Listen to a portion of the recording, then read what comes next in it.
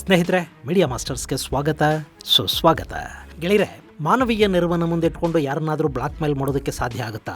ಯಾಕಾಗೋದಿಲ್ಲ? ಅದನ್ನು ಅಮೆರಿಕ ಈಗ ದೊಡ್ಡ ಪ್ರಮಾಣದಲ್ಲಿ ಮಾಡ್ತಾ ಇದೆ. ಪಾಪ ಆಫ್ರಿಕಾದ ಬಡದೇಶವೊಂದನ್ನು ಅಮೆರಿಕ ಔಷಧಗಳು ಬೇಕಿದ್ರೆ ನಿಮ್ಮ ಮೈನ್ಸನ್ನು ನಮಗೆ ಬಿಟ್ಟುಕೊಡಿ ಅಂತ ಕೇಳ್ತಾ ಇದೆ. ಮತ್ತು ಅವರ ಈ ದುರಾಸೆ ಹಾಗೂ ಅಮಾನವೀಯ ನಿಲುವಿನಿಂದ ನಷ್ಟಕ್ಕೀಡಾಗ್ತಾ ಇರೋದು ಭಾರತ. ಹಾಗಾದ್ರೆ ಅಮೆರಿಕ ಆಫ್ರಿಕಾದ ದೇಶವನ್ನು ಬ್ಲಾಕ್ ಮೇಲ್ ಮಾಡಿದರೆ ಭಾರತಕ್ಕೆ ಯಾಕೆ ನಷ್ಟ ಆಗುತ್ತೆ? ಹಾಗೆ ಭಾರತ ಇಲ್ಲಿ ಕೂಡ ತನ್ನ ನಿಲುವುಗಳನ್ನು ಬದಲಿಸಿಕೊಳ್ಳಬೇಕಾಗಿರೋದು ಎಲ್ಲಿ? ಅಮೆರಿಕ ಈಗ ಅಲ್ಲಿ ಏನು ಮಾಡ್ತಾ ಇದೆಯೋ ಅದನ್ನೇ ಭಾರತ ಕೂಡ ಯಾಕೆ ಮಾಡೋದಕ್ಕೆ ಸಾಧ್ಯ ಆಗ್ತಾ ಇಲ್ಲ? ಬನ್ನಿ ನೋಡೋಣ. ಗೆಳೆಯರೆ, ನಿಮಗೆ ಗೊತ್ತಿರಬೇಕು, ಭಾರತ ಇಂಧನ ಕ್ಷೇತ್ರದಲ್ಲಿ ಸ್ವಾವಲಂಬಿ ಆಗೋ ಪ್ರಯತ್ನವನ್ನು ಮಾಡ್ತಾ ಇದೆ. ಮುಂದಿನ ದಿನಗಳಲ್ಲಿ ಫಾಸಿಲ್ ಫ್ಯೂಯಲ್ ಅನ್ನು ಕಡಿಮೆ ಮಾಡಿ ಎಲೆಕ್ಟ್ರಿಕ್ ವಾಹನಗಳನ್ನು ಹೆಚ್ಚು ಮಾಡ್ಕೋಬೇಕು ಅಂತ ಭಾರತ ಅಂದ್ಕೊಂಡಿದೆ. ಅದಕ್ಕಾಗಿ ಪ್ರಯತ್ನಗಳು ಕೂಡ ನಡೀತಾ ಇವೆ. ಇನ್ನು ಮುಂದೆ ನಮ್ಮಲ್ಲಿ ಪೆಟ್ರೋಲ್ ಡೀಸೆಲ್ ವೆಹಿಕಲ್ಸ್ ಕಡಿಮೆ ಆಗುತ್ತವೆ, ಇವಿಗಳು ಹೆಚ್ಚಾಗುತ್ತವೆ ಅಂತ ನಮ್ಮ ಹೆದ್ದಾರಿ ಸಚಿವ ಗಡ್ಕರಿ ಪದೇ ಪದೇ ಹೇಳ್ತಲೂ ಇರ್ತಾರೆ. ಆದರೆ ಇವಿಗಳು ನಮ್ಮಲ್ಲಿ ಹೆಚ್ಚಾಗಬೇಕು ಅಂದರೆ ಅದಕ್ಕೆ ಬೇಕಾದ ಬ್ಯಾಟ್ರಿ ನಮ್ಮಲ್ಲಿ ತಯಾರಾಗಬೇಕು. ಸದ್ಯಕ್ಕೆ ಬ್ಯಾಟ್ರಿಗಳು ಚೈನಾದಿಂದ ಬರ್ತಾ ಇವೆ. ನಾವೇ ಮಾಡ್ಕೋಬೇಕು ಅಂದರೂ ಕೂಡ ಅದಕ್ಕೆ ಬೇಕಾದ ರಾವ್ ಮೆಟೀರಿಯಲ್ ಅನ್ನು ನಾವು ಚೈನಾದಿಂದ ಆಮದು ಮಾಡ್ಕೋಬೇಕು. ಬೇರೆ ದೇಶದಿಂದ ಆಮದು ಮಾಡಿಕೊಳ್ಳುವ ಬ್ಯಾಟರಿ ಬಳಸಿ ನಾವು ಸ್ವಾವಲಂಬಿ ಆಗೋದು ಹೇಗೆ? ಅದೂ ಚೈನಾದ ಮೆಟೀರಿಯಲ್ ಬಳಸಿ ಸ್ವಾವಲಂಬಿ ಅಂತ ಹೇಳ್ಕೊಳ್ಳೋದಿಕ್ಕಾದ್ರೂ ಆಗತ್ತಾ? ಸೊ ಭಾರತ ಕೂಡ ಕ್ರಿಟಿಕಲ್ ಮಿನರಲ್ಸ್ ಎಕ್ಸ್ಪ್ಲೋರ್ ಮಾಡೋದಕ್ಕೆ ಶುರು ಮಾಡಿತು. ಆಫ್ರಿಕಾದಲ್ಲಿ, ದಕ್ಷಿಣ ಅಮೆರಿಕಾದ ದೇಶಗಳಲ್ಲಿ, ಒಂದಷ್ಟು ಯುರೇಷಿಯನ್ ದೇಶಗಳಲ್ಲಿ ಕೂಡ ಭಾರತ ತಾನೇ ಮೈನಿಂಗ್ ಮಾಡೋದಕ್ಕೆ ಅವಕಾಶಗಳನ್ನು ಹುಡುಕ್ತಾ ಹೋಯಿತು. ಆ ಸಂದರ್ಭದಲ್ಲಿ ಆಫ್ರಿಕಾದ ಜಾಂಬಿಯಾಗೆ ಕೂಡ ಭಾರತ ಕಾಲಿಡಿತು. ಜಾಂಬಿಯಾ ಅಂದ್ರೆ ಗೆಳೆಯರೆ, ನೀವು ಇಲ್ಲಿ ಮ್ಯಾಪಲ್ಲಿ ನೋಡ್ತಾ ಇದ್ದೀರಲ್ಲ, ಇದು ಉತ್ತರಕ್ಕೆ ಕಾಂಗೋ, ಈಶಾನ್ಯದಲ್ಲಿ ತಾಂಜೇನಿಯಾ, ಪೂರ್ವದಲ್ಲಿ ಮಲಾವಿ, ಆಗ್ನೇಯದಲ್ಲಿ ಮೊಜಾಂಬಿಕ್, ದಕ್ಷಿಣಕ್ಕೆ ಜಿಂಬಾಬ್ವೆ ಮತ್ತು ಬೋತ್ಸುವಾನಾ, ನೈಋತ್ಯಕ್ಕೆ ನಮೀಬಿಯಾ, ಪಶ್ಚಿಮಕ್ಕೆ ಆಂಗೋಲಾಗಳನ್ನು ಗಡಿಯಾಗಿ ಹೊಂದಿರೋ ಜಾಂಬಿಯಾ ಒಂದು ದೊಡ್ಡ ಲ್ಯಾಂಡ್ ಲಾಕ್ಡ್ ಕಂಟ್ರಿ. 7,52,617 ಚದುರ ಕಿಲೋಮೀಟರ್ ವಿಸ್ತೀರ್ಣ, 2,02,16,021 ಜನಸಂಖ್ಯೆಯನ್ನ ಹೊಂದಿರುವ ಜಾಂಬಿಯಾದ ರಾಜಧಾನಿ ಲುಸಾಕಾ ನಗರ. ಒಂದು ಕಾಲಕ್ಕೆ ಈ ಜಾಂಬಿಯಾ ಕೂಡ ಬ್ರಿಟಿಷ್ ವಸಾಹತು ಆಗಿತ್ತು. 1964ರವರೆಗೆ ಕೂಡ ಇದನ್ನ ಉತ್ತರ ರೊಡೇಷಿಯಾ ಅಂತ ಕರೀತಾ ಇದ್ರು. ಆ ನಂತರ ಅಂದ್ರೆ ಸ್ವಾತಂತ್ರ್ಯವನ್ನು ಪಡ್ಕೊಂಡ ನಂತರ ಇದು ಜಾಂಬಿಯಾ ಅಂತ ಮರುನಾಮಕರಣ ಮಾಡಲ್ಪಡ್ತು. ಇಲ್ಲಿ ಜಂಬೇಜಿ ಅನ್ನೋ ನದಿ ಇದೆ. ಈ ನದಿಯ ಹೆಸರಲ್ಲಿ ಈ ದೇಶಕ್ಕೆ ಜಾಂಬಿಯಾ ಅನ್ನೋ ಹೆಸರು ಬಂದಿದೆ. ಜಾಂಬಿಯಾ ಖನಿಜ ಸಂಪನ್ಮೂಲಗಳಿಂದ ಸಮೃದ್ಧವಾಗಿರೋ ದೇಶ. ಆದರೆ ಯಥಾ ಪ್ರಕಾರ ಆಫ್ರಿಕಾದ ಇನ್ನಿತರ ದೇಶಗಳ ಹಾಗೆ ಇದು ಕೂಡ ಬಡತನವನ್ನು ಹೊದ್ದು ಮಲಗಿದೆ. ಇಂಥ ಜಾಂಬಿಯಾದಲ್ಲಿ 3 ವರ್ಷಗಳ ಹಿಂದೆ ಭಾರತ ಮಿನರಲ್ಸ್ ಅನ್ನ ಹುಡುಕೋ ಕೆಲಸಕ್ಕೆ ಕೈ ಹಾಕಿತು. ಅಲ್ಲಿನ ಸರ್ಕಾರದ ಜೊತೆ ಭಾರತಕ್ಕೊಂದು ಅಂತರ್ ಸರ್ಕಾರಿ ಒಪ್ಪಂದ ಆಯಿತು. ಜಾಂಬಿಯಾದ 9,000 ಚದರ ಕಿಲೋಮೀಟರ್ ಭೂಪ್ರದೇಶದಲ್ಲಿ ಬ್ಯಾಟರಿ ನಿರ್ಮಾಣಕ್ಕೆ ಬೇಕಾದ ಕ್ರಿಟಿಕಲ್ ಮಿನರಲ್ಸ್ ಹುಡುಕಾಟದ ಪ್ರಕ್ರಿಯೆ ಆರಂಭ ಆಯಿತು. ಸಾಮಾನ್ಯವಾಗಿ ಏನಾಗುತ್ತೆ ಅಂದ್ರೆ, ಮೊದಲು ಎಕ್ಸ್ಪ್ಲೋರೇಷನ್ ನ ಕೆಲಸ ನಡೆಯುತ್ತೆ. ಅಲ್ಲಿ ಖನಿಜಗಳಿವೆ ಅನ್ನೋದು ಖಚಿತವಾದ ನಂತರ ಎಷ್ಟು ಖನಿಜ ಸಂಪತ್ತಿದೆ ಅನ್ನೋದನ್ನ ಅಂದಾಜು ಮಾಡಿ ಆ ನಂತರ ಅಲ್ಲಿ ಮೈನಿಂಗ್ ಅನುಮತಿಗಳನ್ನು ಪಡೆಯಲಾಗುತ್ತೆ. ಅದರ ಹರಾಜು ಪ್ರಕ್ರಿಯೆಗಳು ನಡೆಯುತ್ತವೆ. ಇಲ್ಲಿ ಕೂಡ ಅದೇ ಆಗಬೇಕಿತ್ತು. ನಮ್ಮ ಜಿಯೋಲಜಿಕಲ್ ಸರ್ವೆ ಆಫ್ ಇಂಡಿಯಾ 3 ವರ್ಷ ಇಲ್ಲಿ ಸಂಶೋಧನೆಯನ್ನ ಕೈಗೊಳ್ತು. ಅಲ್ಲಿನ ಸ್ಯಾಂಪಲ್ಸ್ ಅನ್ನ ಪರೀಕ್ಷೆಗೆ ಒಳಪಡಿಸಿದ್ರು. ಜಾಂಬಿಯಾದ 9,000 ಸ್ಕ್ವೇರ್ ಕಿಲೋಮೀಟರ್ ಅಲ್ಲಿ ಕಾಪರ್ ಮತ್ತು ಕೊಬಾಲ್ಟ್ ಪತ್ತೆ ಕೂಡ ಆಯ್ತು. ಭಾರತ ಖುಷಿನೂ ಆಯ್ತು. ಗೆಳೆಯರೆ, ಕಾಪರ್ ಎಲ್ಲೆಲ್ಲಿ ಬಳಕೆ ಆಗುತ್ತೆ ಅನ್ನೋದು ನಿಮಗೆ ಗೊತ್ತಿದೆ. Electronics, electricals, power supply, power generation, ಹೀಗೆ ನಾನಾ ಕಡೆಗಳಲ್ಲಿ ಕಾಪರ್ನ ಅಗತ್ಯ ಇದೆ. ಹಾಗೆ ಕೊಬಾಲ್ಟ್ ಇವಿ ಬ್ಯಾಟರಿಗಳಲ್ಲಿ, ರಿನ್ಯೂವಬಲ್ ಎನರ್ಜಿ ಕ್ಷೇತ್ರದಲ್ಲಿ, ಎಲೆಕ್ಟ್ರಾನಿಕ್ಸ್ ಕಾಂಪೋನೆಂಟ್ಗಳಲ್ಲಿ ಹೆಚ್ಚು ಬಳಕೆ ಆಗುತ್ತೆ. ಸದ್ಯಕ್ಕೆ ನಾವು ಈ ಎರಡನ್ನು ಆಮದು ಮಾಡ್ಕೊಳ್ತಾ ಇದ್ದೀವಿ. ಕೋಬಾಲ್ಟ್ ಅನ್ನಂತೂ ಸಂಪೂರ್ಣವಾಗಿ ಭಾರತ ಇಂಪೋರ್ಟ್ ಮಾಡ್ಕೊಳ್ತಾ ಇದೆ. ಇವೆರಡೂ ನಮಗೆ ತುಂಬಾನೇ ಬೇಕು. ಸೊ ಜಾಂಬಿಯಾದಲ್ಲಿ ಭಾರತ ಖಾಸಗಿ ಮೈನಿಂಗ್ ಕಂಪನಿಗಳನ್ನು ಕರೆದು ಟೆಂಡರ್ ನಡೆಸಿ ಅವರ ಮೂಲಕ ಅಲ್ಲಿ ಮೈನಿಂಗ್ ಅನ್ನ ಶುರು ಮಾಡಿಸೋದಕ್ಕೆ ಪ್ಲಾನ್ ಮಾಡ್ತು. ಅದಕ್ಕಾಗಿ ಜಾಂಬಿಯಾದ ಅನುಮತಿ ಪಡೆಯೋದಕ್ಕೆ ಮಾತುಕತೆಗಳು ಶುರುವಾದ. ಆದ್ರೆ ಜಾಂಬಿಯಾ ಈಗ ಭಾರತದ ಬಗ್ಗೆ ಆಸಕ್ತಿಯನ್ನೇ ತೋರ್ತಾ ಇಲ್ಲ. ಅವರು ಮೈನಿಂಗ್ಗೆ ಭಾರತಕ್ಕೆ ಅನುಮತಿ ಕೊಡೋದಕ್ಕೆ ಸಿದ್ಧ ಇಲ್ಲ. ಯಾಕೆ ಅನ್ನೋ ಬಗ್ಗೆ ಕೂಡ ಜಾಂಬಿಯಾ ಏನನ್ನು ಹೇಳ್ತಾ ಇಲ್ಲ. ಭಾರತ ಈ ಬಗ್ಗೆ ಮಾತುಕತೆಗಳಿಗೆ ಪದೇ ಪದೇ ಪ್ರಯತ್ನ ಮಾಡ್ತಾ ಇದೆ. ಆದರೆ ಅಲ್ಲಿ ಅದರಿಂದ ಯಾವ ಫಲಿತಾಂಶನೂ ಸಿಗ್ತಾ ಇಲ್ಲ. 3 ವರ್ಷಗಳ ಹಿಂದೆ ಎಕ್ಸ್ಪ್ಲೋರೇಷನ್ಗೆ ಭಾರತವನ್ನು ಆಹ್ವಾನಿಸಿದ್ದ ಜಾಂಬಿಯಾ ಈಗ ಯಾಕೆ ಇದ್ದಕ್ಕಿದ್ದ ಹಾಗೆ ಹೀಗೆ ಮಾಡ್ತಾ ಇದೆ ಅಂತ ಯೋಚಿಸೋ ಹೊತ್ತಿಗೆ ನ್ಯೂಯಾರ್ಕ್ ಟೈಮ್ಸ್ ಅಮೆರಿಕದ ವಿದೇಶಾಂಗ ಇಲಾಖೆಗೆ ಸಂಬಂಧಪಟ್ಟ ಲೀಕ್ಡ್ ಡ್ರಾಫ್ಟ್ ಒಂದನ್ನು ಪ್ರಕಟಿಸಿದೆ.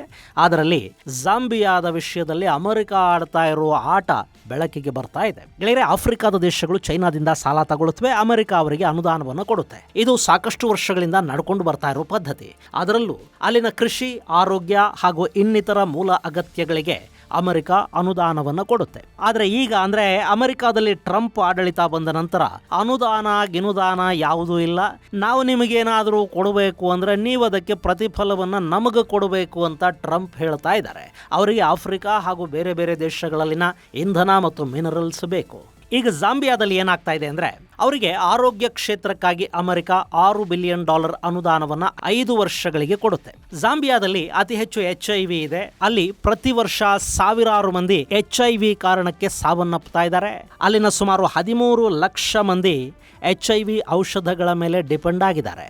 ಇದರಲ್ಲಿ ಬಹುತೇಕ ಕಡಿಮೆ ವಯಸ್ಸಿನ ಮಕ್ಕಳಿವೆ, ಹಾಗೆ ಗರ್ಭಿಣಿ ಮಹಿಳೆಯರಿದ್ದಾರೆ. 13 ಲಕ್ಷ ಅಂದ್ರೆ ಅಲ್ಲಿನ ಒಟ್ಟು ಜನಸಂಖ್ಯೆ ಏನಿದೆ ಅದರ 8% ಜನಸಂಖ್ಯೆ. ಇಲ್ಲಿ HIV ಸೋಂಕಿತರಿಗೆ ಔಷಧವನ್ನು ಕೊಡೋದರ ಜೊತೆಗೆ HIV ಸೋಂಕಿತರಿಗೆ ಹುಟ್ಟುವ ಮಕ್ಕಳಿವೆಯಲ್ಲ ಅವುಗಳನ್ನು HIV ಇಂದ ಹೊರತರೋದಕ್ಕೆ ಅಂದರೆ HIV ಇಲ್ಲದ ಹಾಗೆ ಮಕ್ಕಳು ಹುಟ್ಟೋದಕ್ಕೆ ಬೇಕಾದ ಎಚ್ಚರಿಕೆಯ ಕ್ರಮಗಳನ್ನಲ್ಲಿ ತಗೋಬೇಕು. ಅದಕ್ಕೆ ಕೂಡ ಔಷಧಗಳ ಅಗತ್ಯ ಇದೆ. ಅದನ್ನು ಮಾಡೋ ಮೂಲಕ ಮುಂದಿನ ತಲೆಮಾರಿಗೆ ಕೂಡ HIV ಸ್ಪ್ರೆಡ್ ಆಗದ ಹಾಗೆ ತಡಿಬೇಕಾದ ಜವಾಬ್ದಾರಿ ಅಲ್ಲಿನ ಸರ್ಕಾರದ ಮೇಲಿದೆ. ಹೀಗೆ ಔಷಧಗಳನ್ನು ತಗೊಳ್ಳೋದಕ್ಕೆ ಮತ್ತು HIV ಹರಡದ ಹಾಗೆ ತಗೊಳ್ಳೋ ಜಾಗೃತಿ ಕಾರ್ಯಕ್ರಮಗಳು, ಪ್ರಿವೆನ್ಷನ್, ಇದೆಲ್ಲದಕ್ಕೂ ಕೂಡ ಅಮೆರಿಕ ಜಾಂಬಿಯಾಗೆ ಆರ್ಥಿಕ ಅನುದಾನವನ್ನು ಕೊಡುತ್ತೆ.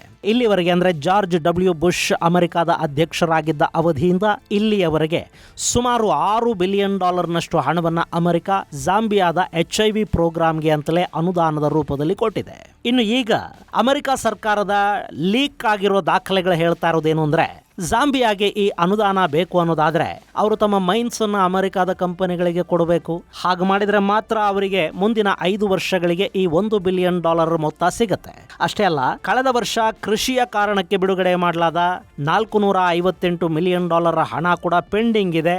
ಅದು ಮೈನ್ಸ್ ಒಪ್ಪಂದ ಆದ ನಂತರವೇ ಜಾಂಬಿಯಾಗೆ ಅಮೆರಿಕ ಕೊಡುತ್ತೆ. ನೋ ಮೈನ್ಸ್ ನೋ ಫಂಡ್ಸ್, ಇದು ಅಮೆರಿಕ ಜಾಂಬಿಯಾಗೆ ಹೇಳ್ತಾ ಇರೋ ಮಾತು.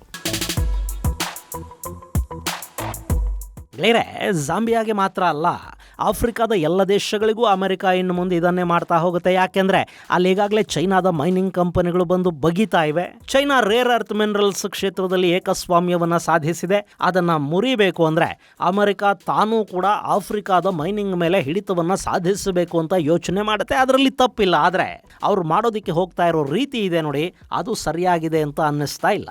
ಇಲ್ಲಿ ಅಮೆರಿಕ ಭಾರತದ ಜೊತೆ ಕೈ ಜೋಡಿಸಿ ಕೆಲಸ ಮಾಡಿದ್ರೆ ಜಾಂಬಿಯಾ ಮಾತ್ರ ಅಲ್ಲ, ಇಡೀ ಆಫ್ರಿಕಾದಿಂದಲೇ ಚೈನಾನ ಓಡಿಸೋದಕ್ಕೆ ಸಾಧ್ಯ ಆಗುತ್ತೆ. ಇನ್ನು ಅಮೆರಿಕಾಗೆ ಭಾರತ ಕಾಂಪಿಟೇಟರ್ ಕೂಡ ಅಲ್ಲ, ಆದರೂ ಅಮೆರಿಕ ಇಲ್ಲಿ ಚೈನಾಗೆ ಪೆಟ್ಟು ಕೊಡೋ ಉತ್ಸಾಹದಲ್ಲಿ ಭಾರತಕ್ಕೂ ಪೆಟ್ಟು ಕೊಡ್ತಾ ಇದೆ. ಇನ್ನಿಲ್ಲಿ HIV ಔಷಧಗಳನ್ನು ಅಮೆರಿಕ ಅವ್ರಿಗೆ ಯಾಕೆ ಕೊಡುತ್ತೆ? ಖಂಡಿತ ಕೊಡ್ತಾ ಇಲ್ಲ. ಅವರು ಜಸ್ಟ್ ಅನುದಾನ ಅಂದರೆ ಹಣ ಮಾತ್ರ ಕೊಡ್ತಾರೆ. ಔಷಧಗಳು ಹೋಗೋದು ಭಾರತದಿಂದಲೇ.